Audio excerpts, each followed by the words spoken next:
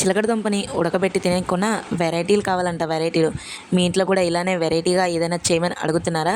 So వాళ్ళ కోసం ఇలా స్వీట్ బాల్స్ అయితే చేసేయండి, చాలా అంటే చాలా బాగుంటుంది.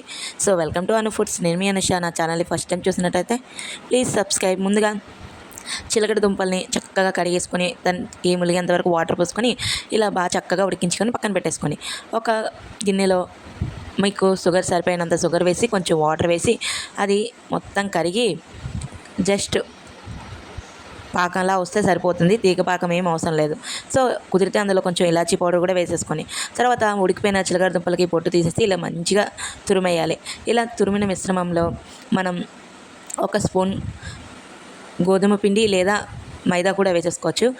పాల ప్యాకెట్ ఉంటుంది కదా, అది ఒక ప్యాకెట్ 10 రూపీస్ ప్యాకెట్ కూడా వేసేసుకొని చక్కగా కలిపేసుకొని ఇలా చిన్న చిన్న ఉండలుగా చుట్టుకొని చిన్న చిన్న బాల్స్ అలా కూడా చేసేసుకోవచ్చు.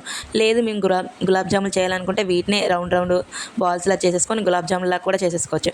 ఇంకేముంది, ఆయిల్ బాగా హీట్ ఎక్కిన తర్వాత ఈ బాల్స్ అన్నీ వేసేసుకొని చక్కగా వేయించేసుకొని ఇందాక మనం పాకం తీసి పక్కన పెట్టుకున్నాం కదా, ఆ వాటర్లో అయితే వేసేసుకోవాలి. తీగ పాకం వచ్చేంత వరకు అయితే వాటర్ ఉంచకండి, ఎందుకంటే పాకం చిక్కబడితే బాగోదు. పాకం లేతగా ఉంటేనే బాగుంటుంది. జస్ట్ పంచదార కరిగితే సరిపోతుంది.